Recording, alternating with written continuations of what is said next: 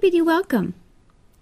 Today, we will explore the idea of all of the generations as they come forward, reincarnated one by one, each one with an essence, a mission, a purpose, to be, to come into being, to become, to share, to display, to bring forward all that it is.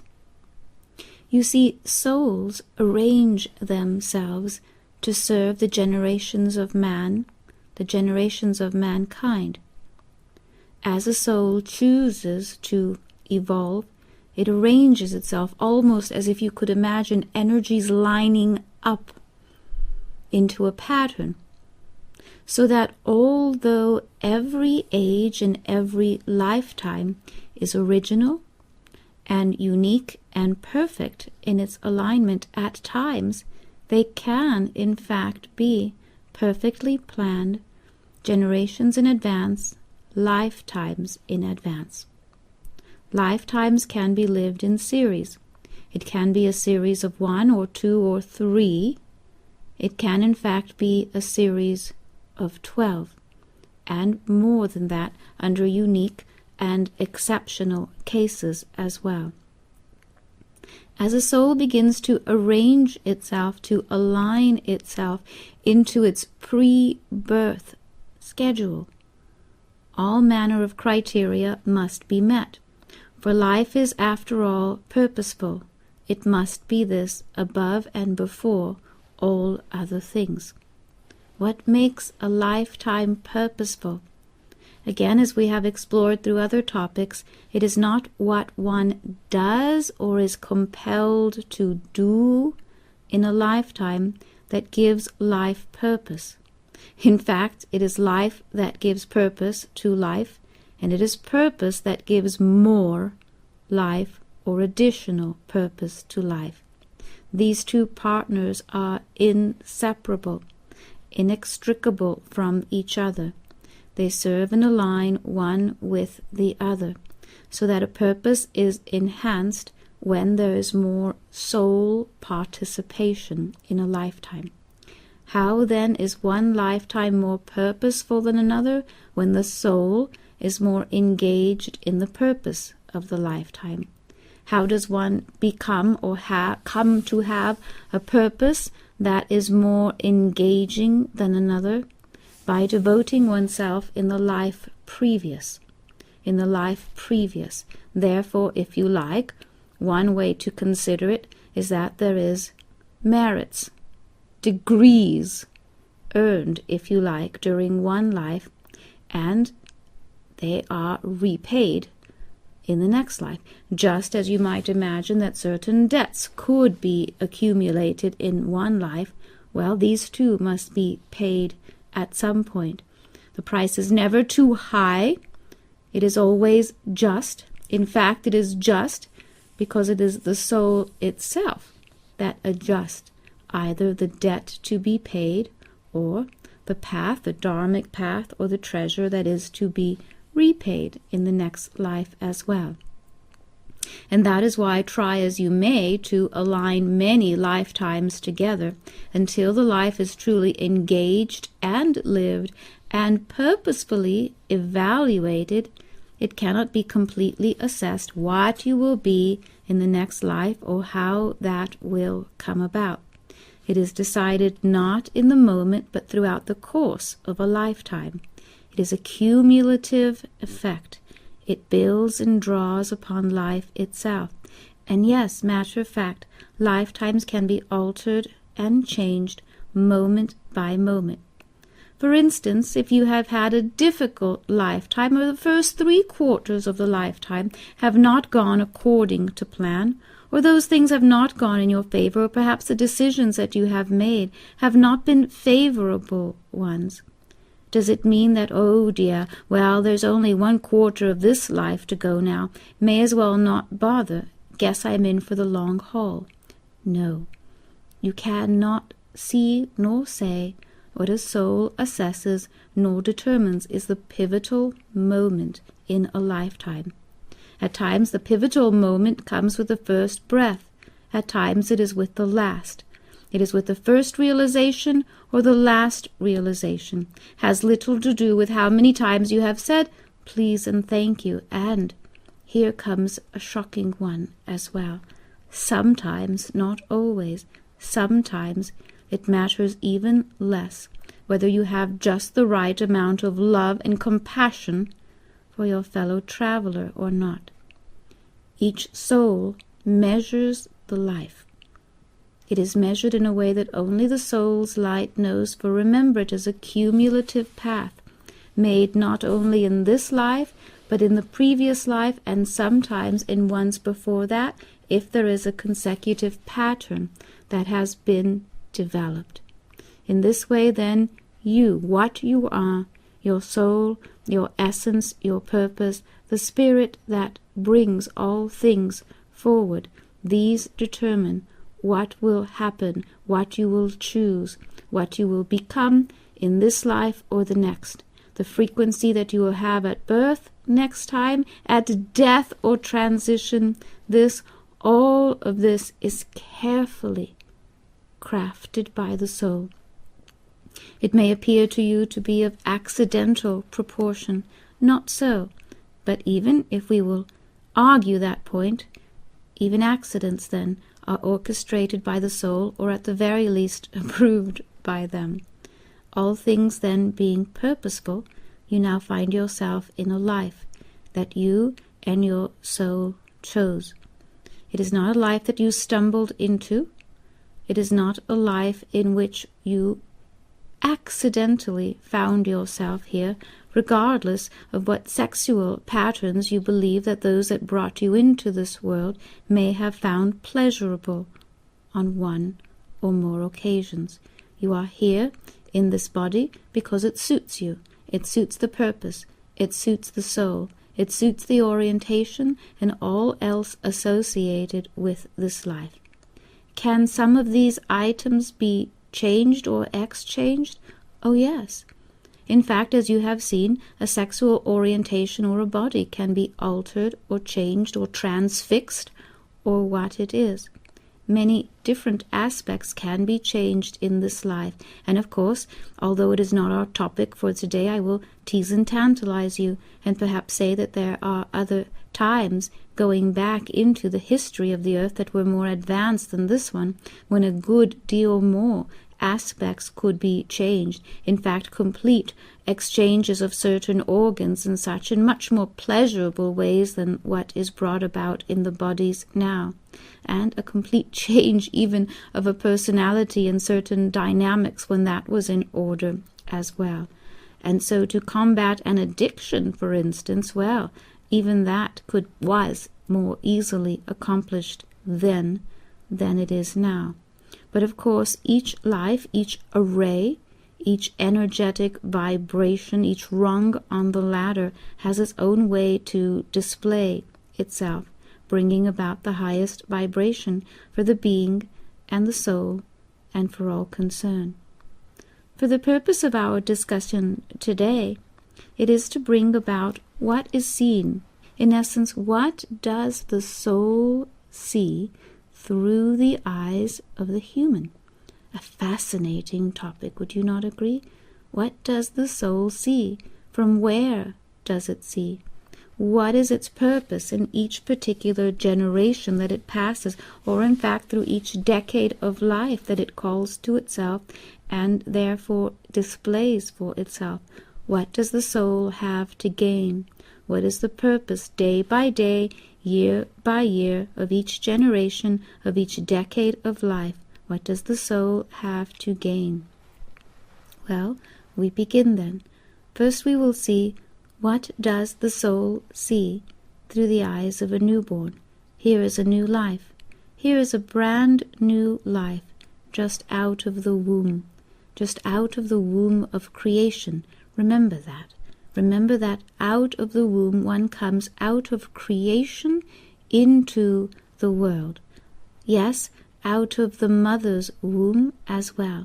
But first, before it has come out of the mother's womb, it has come from the point of creation, from the center from which all things come.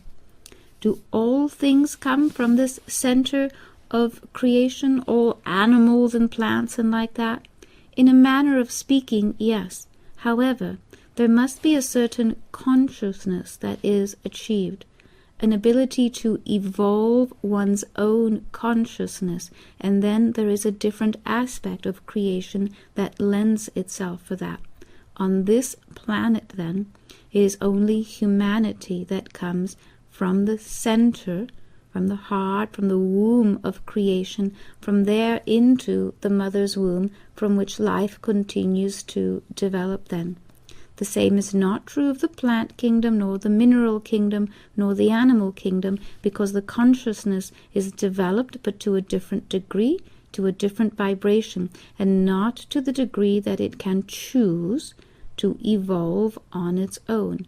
It does not decide on its own, then, other than where humanity is concerned. From the center of creation, then, comes the idea of birth, the idea of being born, the idea of being, to say, I am, and in essence that is almost as easily as it comes about. There is a way, there is a place, there is a uniqueness by which the soul says, I am, and so it is born. A soul is born each time there is a new life. Now, a paradox, you see, because the soul, in fact, is timeless, and it exists within all time and all landscape. It is eternal, and yet the soul is reborn into a new life. And you see, in some ways, it must do so. It must accept the keys, the pattern to this life. Because if a soulful, eternal being were to come into a physical body, in essence it would burn up that body. It would be too much energy. It would be, yes, you would say, oh, but then I would know what I was in the last life and the one before that and all else. Yes, if it were possible, you would come with that expression. And there are very few that are able to exhibit these characteristics, but even these are toned down so they can only remember so much and so much of this or that lifetime, not the entire amount. Again, not for the sake of consciousness not being able to remain consciousness. Consciousness can remain and in fact grow in consciousness. However, it is difficult for it to exist in its full consciousness in the third-dimensional patterning, in the matrix of the earth at this particular time juncture on the third dimension within the type of physical bodies that you occupy. This is what would become burned up, and with burning up the human body, it would also combust. Truly, I tell you, the bodies would self-combust because the consciousness, the vibration, would be too much. In order to control that, the soul leaves most of its essence behind, as it were, checking it at the gate, if you like, and thereby just the right quotient, which only each soul determines for itself, determines how much of that life, how much life essence, how much vitality, life force will be needed to animate that body for an entire life or for the purpose that it has designated for itself. Each soul determines this, and here it may surprise you to know it is a bit of a guess, you know. Not entirely like pulling straws, but it is a bit of a guess because the soul must match its purpose to a certain ideal, to a life quotient, to what it has brought with it, to what it knows that it must leave behind, so that it can adequately care for the body and for a purpose. And the chance, in essence, that it takes as well is how much of that essence will be needed to animate the body throughout an entire life. And so it takes into consideration the heredity of that body, the lineage of the physical body that it has taken on, and from there it makes a certain determination which is a little bit like a gamble, I will tell you. The odds are very good, but it is a gamble just the same. In order to ensure that some of this will go rather well, the soul will tend to incarnate into the same structural bodies, into the same heredity bodies, many times over, particularly if it is a purpose that has not been fully completed or fully realized, because by then, just as you might imagine, the odds are less, the gamble is less, and so the soul knows well what it chooses. Thereby you may see that one grandfather, for instance, becomes the grandson or the great-grandson, following in a tradition or following the rules of heredity to better serve a purpose and to better serve the soul's preference in this case. So here you have patterns of family for a variety of different reasons as well. And so as the soul then continues its progress, it begins to move from this center of creation by announcing itself. Announcing itself, steps down its energy, surrounds it with a field of earthly light, a field of physical light, a field of density. And here I tell you that it could be uncomfortable as well, which is another reason that the soul chooses to leave behind most of its essence to check it on the other side, bringing together only that which is most necessary here, so only a smaller amount must undergo that process. Far before then there is conception, there is an essence or variety of souls then that have already densified their essence, made themselves part of the earth soul or earth light. So the term earth light or earth soul applies to the group entity or the group consciousness of those that are awaiting birth or awaiting conception or awaiting to be aligned with a purposeful place upon the earth. This surrounds the earth, if you like, with a certain glow. There is a certain auric field that is part of the earth light, and it is animated by life wanting to be life, by life wanting to emerge upon the earth. Now, a soul cannot quite help coming to the earth if it is within its pattern to do so. It will align itself within the earth. It will simply fall into this pattern. It is not the same of having a choice and saying, well, I think I'll go or I think I'll wait. When a certain vibration draws it to the earth, that is exactly what happens, and it begins to feel itself pulled, tugged, ever so lightly. And of course that same pull and tug will take one back as well to any other vibration or any other place, for it is the greater essence and the greater soul that understands exactly when the timing is most correct for this. The soul has now arranged itself into the earth light spectrum. It is a field and a quality of light. It is a qualitative place, and there one is already part of the earth field, part of all that is taking place.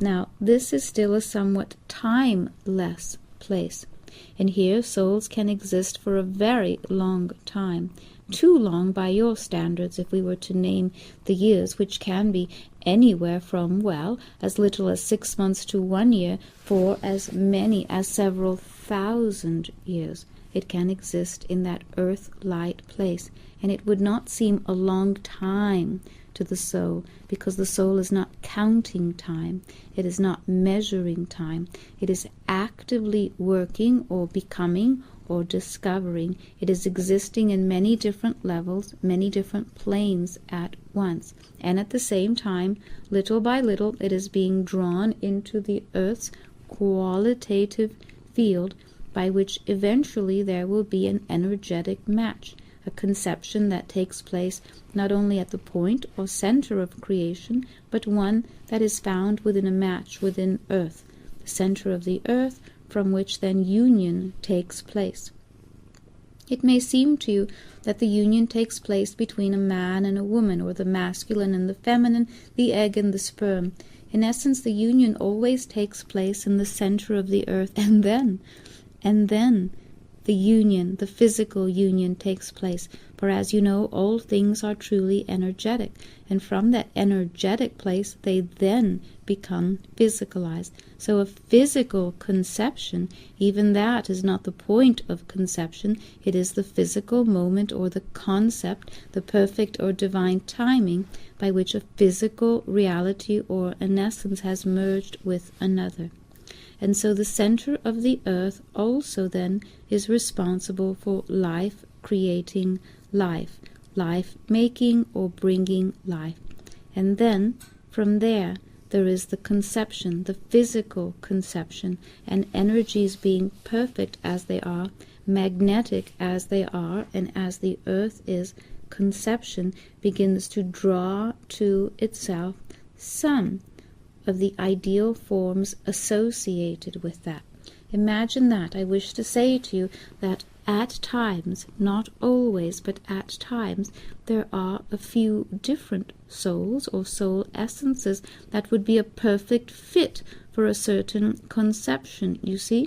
So it is not automatic when a child or an egg and a sperm are conceived who or what soul will occupy that. Sometimes it is determined at a slightly later date when the most perfect match. Remember that the earth is very economic, as is the universe, and so once a perfect match has been achieved, then it is, well, in essence assigned, and a soul will claim that, if you like, its purpose, and then there is a fusing together of that, of energy and purpose, of spirit and matter, and there is a time to become accustomed to that, where the man and the woman, mother and father, if you like, then begin to have a concept or an idea of what is taking place.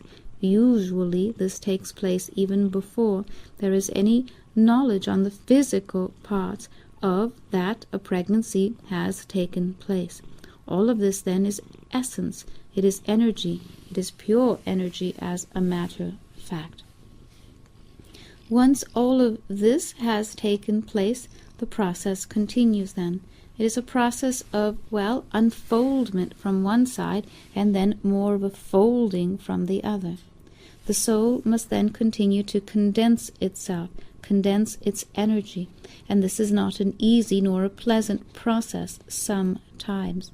It must begin to leave behind some of what it has accumulated. Imagine if you had a very grand home with treasures from all parts of the world, and then someone came and said, "Look, you have just a few moments now. You must go about and pick your favorite memories or your favorite things, because we are going then on a journey. You will come back to these things, but perhaps you can only bring just a few now."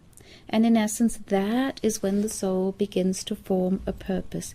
Now it knows what body it will occupy. It knows what family will assist it or become part of that process, part of the learning, part of the skills, part of the demonstrations of life. And based upon that, the soul will then begin to make for itself a unique purpose. So the unique purpose comes about then based on what the soul knows and has brought with it, as well as what it has left behind. What it has left behind is temporary in nature, and it may go to evaluate at any particular time. So it is not that it is leaving it behind for all time, it is simply leaving it behind for the moment. It has access to it. In fact, it has access to all of its records, to all of the akash that it has known, that it has been, to all of the breaths that it has taken, to all of the memories, to all of the lifetimes that it has occupied. All of this is available to the soul, but it cannot carry it in that moment or into that body or at that place. In essence, it must make an agreement, if you like, a kind of mental agreement, at where is the next meeting place, at what intervals there will be consciousness. And at times there are agreements made then with other souls or soul essences, what you would term guides and angels. Here is where turning points are discovered. Here is where agreements are made. Remembrances, patterns, bargains, all of this begins to come forward here at this level and at this place. And the soul begins then to arrange those things in what order it wishes to know and to be and to live life. It begins to arrange itself year by year, decade by decade, according to its purpose, according to certain, decisions, according to patterns, according to how the purpose begins to arrange itself. It is a pattern. It can look, even, I tell you, a little bit like a star, a little bit like a mandala. And here begins the soul then to arrange for itself a purpose, a life, a map, intervals, what it will come to, what it will know, what it will choose. And so a life is in the process of being formed, perhaps you can see. So a purpose then, when you think about your purpose for this life, think about this is the process that took place, and your soul, that which animates you and your purpose, then constructed an architecture of light, a purposeful, engaged architecture of life, and it began to build form around that. It had a concept. The conception is a concept. It is an idea of what life would be. And around that conception, around that idea, a life was built, skills were called upon, memories were arranged in certain patterns, and here I tell you that the memories were arranged in essence in a linear pattern, so that for the sake of this life, it will seem as if you have lived this life first, and then the one prior, and then the one prior to that. It may not necessarily be that way exclusively. The soul arranges this because the soul has come from a universe, from a multiverse, from a variety of patterns, layers, and veils, you see, and so it has access to a great deal. The soul does not come from a soulful, long progression of lifetimes that are linked together in a specific order. They are linked by a beautiful order, by a beautiful pattern, but not necessarily a simple in-line pattern. However, for the sake of this life, for the sake of the third-dimensional life, that is how it comes about, that is how it appears. So when you think of a life, or you have been told what you were in the previous life, or the one before that, that is what the soul has arranged for you to view, for you to understand about you, because it suits this life. In another life, in another time, the information may come in a different way. It may come in a different order, as a matter of fact. And even, I tell you, what you are certain was your name in a certain life, even that may be rearranged into a different anagram, into a different name that has the same vibration. So it is not to say that you cannot trust the guidance or the information that you are given when you inquire as to these. However, you must leave room for guidance to be smaller in some areas and larger in others, to be made available to you for the purpose by which you are seeking it. Once the soul has arranged for itself a purpose, once it has arranged for itself a certain guidance, a certain truth, then it begins the process of fusing with the child or the physical, the form that it will take. This also is unique to the soul, and perhaps you have already heard that at times it takes place almost immediately, almost so, and other times it takes a goodly amount of time. Here I will tell you, it can take a maximum of 2 years. It can be much less than that. but it can be as much as 2 years. At the time of birth, then, the child is born. The physical child is born. And yes, there is a soul associated with the physical child. It is not as if the child is born soulless. However, the purpose associated with the soul has not yet been fully engaged. Like an engine, if you like, it has not yet fully been turned over. It is still undergoing a certain amount of maintenance, if you like.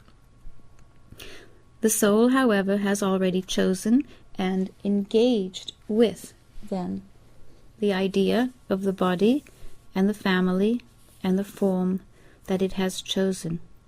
And then the soul goes about the process, if you like, of customizing that life. Yes, just as it sounds.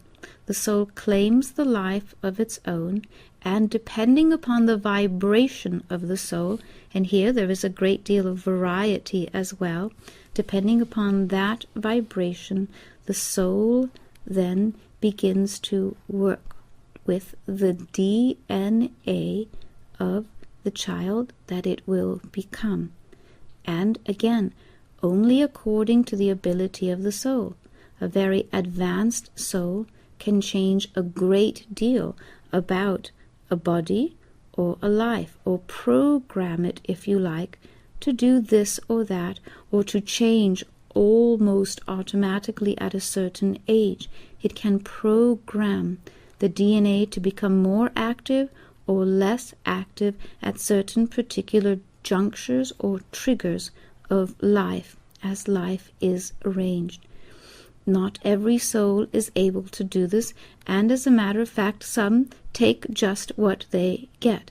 If the soul has not performed a great deal of advancement for itself, or sought much consciousness, if you like, then limited are its skills, rudimentary are its tools, and it will not be able to make for itself as much of all of the choices that it would like to see come about in that life.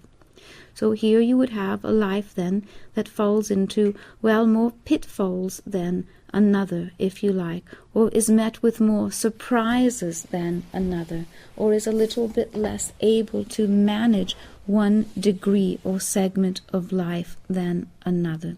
And of course, you may look at your life and determine that that is you, but that is not necessarily the case. Simply because you have encountered some surprises or some hardships in life, it is not to say that your soul does not know how to arrange or to comport itself. It is simply that it did not choose to do so, aligned with this life, knowing that it would be able to draw upon all the consciousness that it needed later in life, so that it did not need to program all of this into a life. Again, all of these varieties have their own perspective. No two are alike, just as no two lifetimes and no two life forms are alike.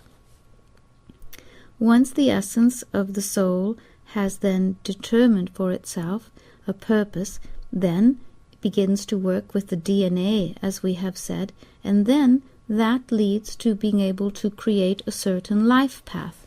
A life path is a little bit like a map. It is a little bit obscure, a little bit layered or veiled, but the soul can read it. Imagine that you are looking at a map at night. Well, you would be able to see very little of it. Your eyes would take a very long time to adjust to that. But just as you well know, there are certain creatures that see excellently at night, and it would pose no problems for them. Well, it is this way for your soul. What may be very difficult for you to assess in terms of a life path is rather simple guidance for the soul.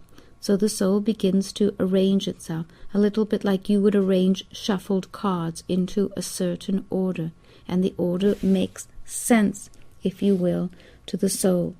It arranges these to suit itself, age by age, year by year, sometimes day by day, if great enough care is taken to do so. And the soul has at its disposal everything that it has brought. These are its tools that it has brought, and it has access then to everything that is stored in the Akash, in the Akashic records, and through what the soul has. Now, already you have a certain technology upon the earth that is very simple to use as a metaphor for this. This newer technology that you have, you call cloud technology, where you only take into your computer or into your awareness what you need in that moment, because everything else is safely stored in, well, beyond your ability to reach it in the moment, but with a resource that is yours, so that whatever and whenever you need it, you only need bring it from the cloud. Well, it is the same way. The greater soul stores everything that you could possibly need, including guidance that you would need in this lifetime. So if someone has said to you, your soul indicated this or that, or this information or what it will be has come from soul's essence or soul's guidance, there is your example of where it has come from. Now, assuming that your soul does know everything, as we have indicated that it does, throughout every life, every purpose, every nuance, every memory of life, then to access your own soul's codes or soul's records is to access everything or the all, you see? So before you go about shopping for another teacher or another guide that you believe is wiser than your own knowingness or your own guidance, think to this moment, and perhaps you will see that your soul does in fact hold just about everything that you could want or need. Now the soul is beginning to arrange a life path for itself. That life path then is not only the journey, but here you have the idea of life, not only the purpose, but how that purpose is to be lived, what that purpose will look like, what will it feel like, what will it teach, what will it share, what will it bring forward, what are the possibilities and the probabilities, what are the frequencies, the waves of pattern and such. All of this is part of the life path. It is truly a little bit like a weaving. It is the web of life, and it is the soul then that suits about creating a very accurate life garment, or a garment for life or light out of light filaments. These light filaments then are unseen by human eyes, but are recognized very easily by soul and soul's essence. When you choose to truly remake your life, or remake a pattern, or remake your life into a different purpose, these must be engaged. These light and life filaments must be engaged purposefully and rewritten, a little bit like you would rewrite the code of something so that it will perform or work completely differently. So the soul begins with one unique pattern, and much of the time this holds for an entire life. It is only the advanced souls and the advanced patterns that can shift into something else mid-flight, as it would be. And of course, as certain rules, not all, but as certain rules are made to be broken, those of this particular time period, at the end of a great age, as you might see, as you might notice, there is a great latitude at this time, a very great latitude for change, for one to choose change, for a very quick evolution, a very quick change from this to that, and perhaps back again. So it is a time not simply of exceptions, it is a time of very vast execution of change from the soul's perspective. And so this latitude then is granted or acknowledged by the greater aspect of soul. The greater aspect of soul is over-soul, if you like. We may use that term for today's speaking. The over-soul, then, is the greater part, the greater aspect of the soul that was not truly left behind. However, we are using that expression to facilitate this experience, for the topic is broad enough as it is.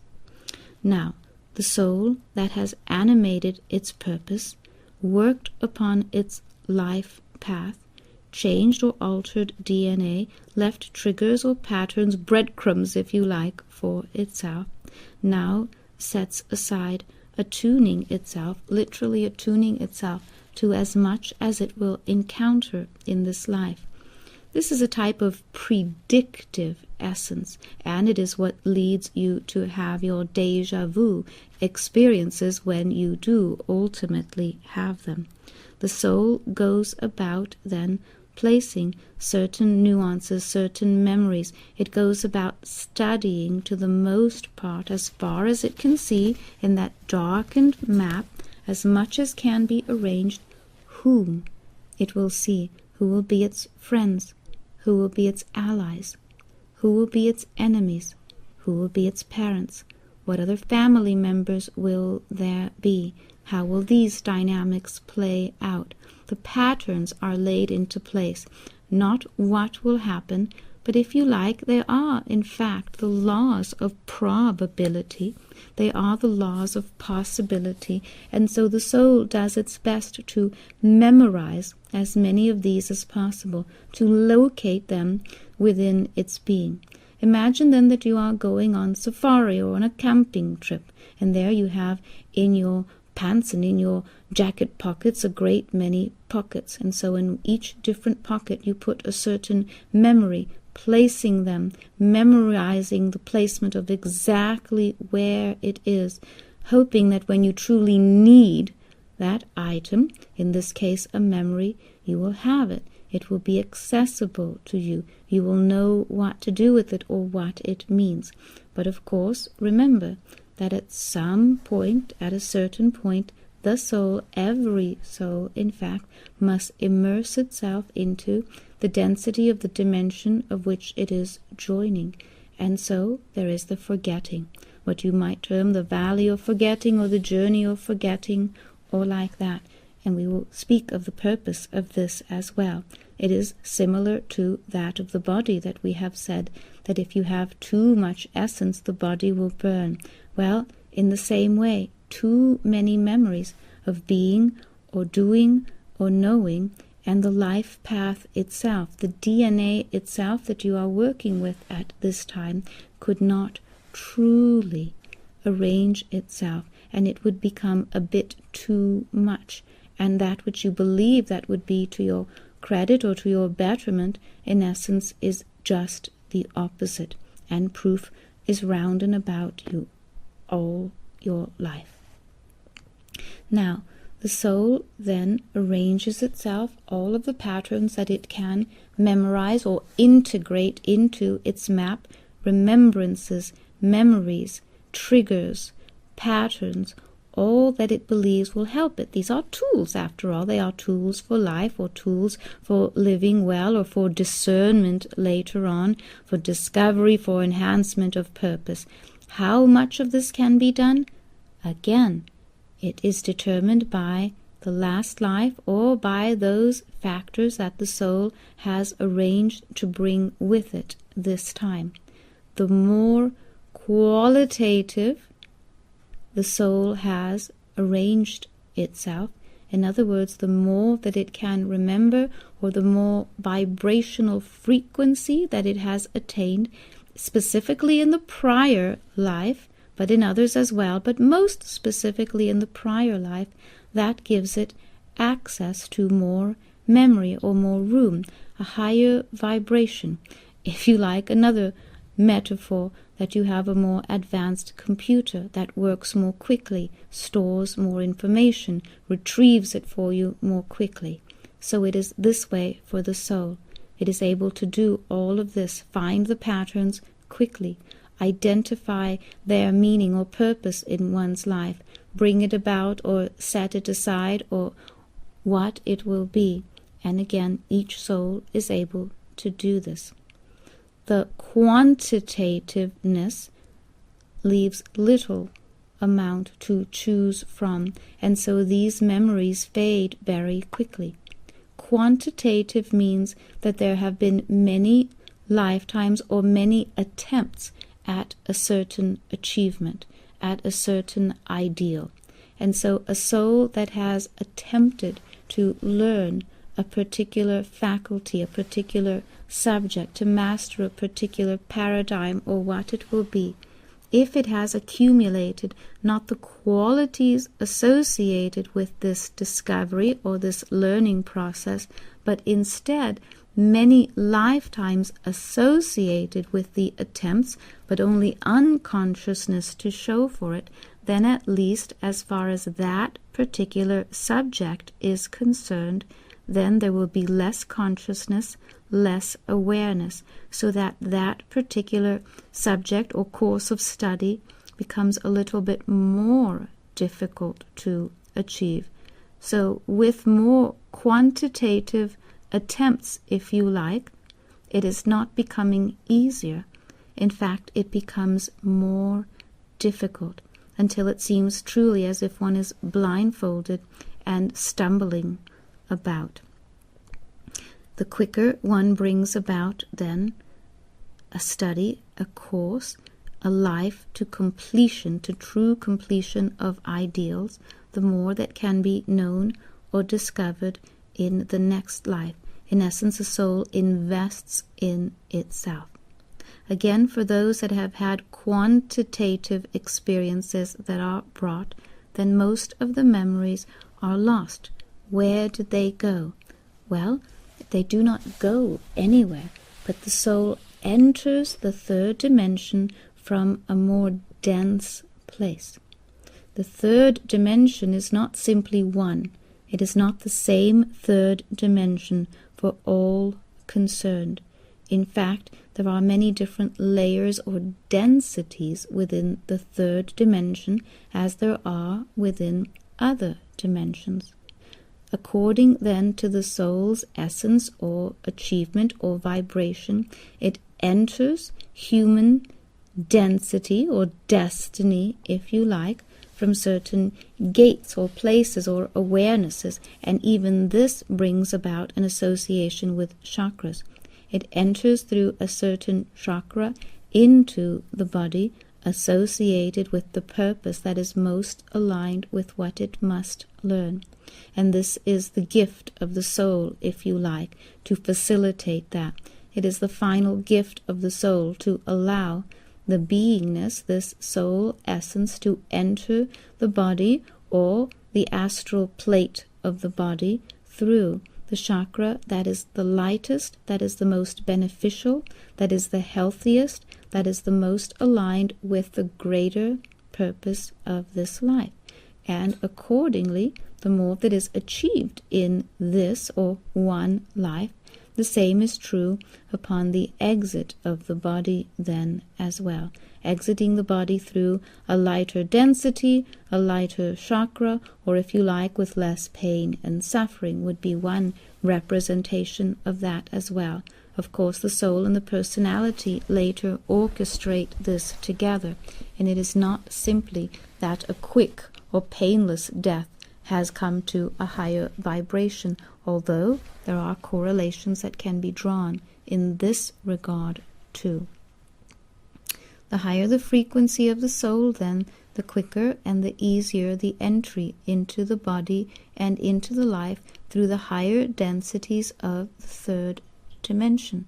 Again, the lower it would be for others.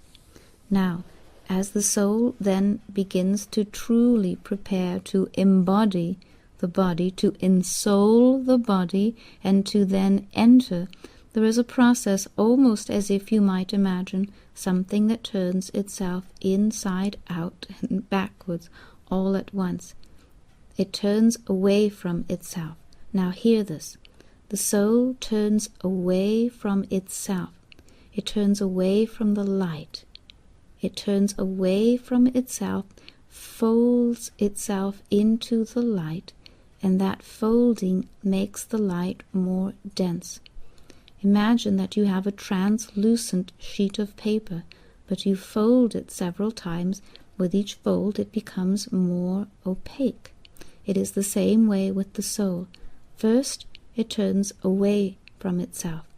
Now, this is symbolic of turning away from the light. It is a symbol only, and yet I tell you that a great many of the very important writs in your history that speak of this, here is the error, for the original writs were written to describe this particular act, the act of how soul, in essence, enters the physical reality, and there are other writs associated to how the soul manages to leave or to escape, for that is what it must do. In the end, it must escape the gravitational pull of the third dimension that has captivated it for some time.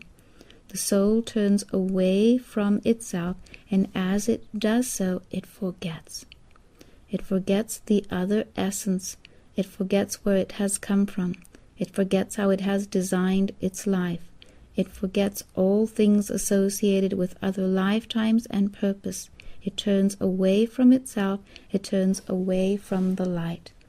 This, in many of your histories, has been termed turning to the dark, or forgetting, or turning to the dark light. It is not so. It is simply the normal and natural process by which life, rather than unfolds, first it must fold itself into the smaller aspects. Because why? Well, it must take this very great, potent, powerful essence and stuff it into a smaller, denser, darker aspect. What is the purpose of all of this? And why, indeed, would the soul do so? Why would the soul change into this apparently less advanced, physically dense, oddly shaped being and body? Well, because there is great purpose in this, because there is great advancement in this, because it is what the soul determines is its next step in climbing a ladder. And in so doing, it creates its own DNA and creates a way to climb the ladder from life. When it finally exits this life, it will have climbed the ladder just as far as it can, just as far as it can into its own life, its own essence, and into the next life, which is now just about to begin. We will come back to visit this topic very soon.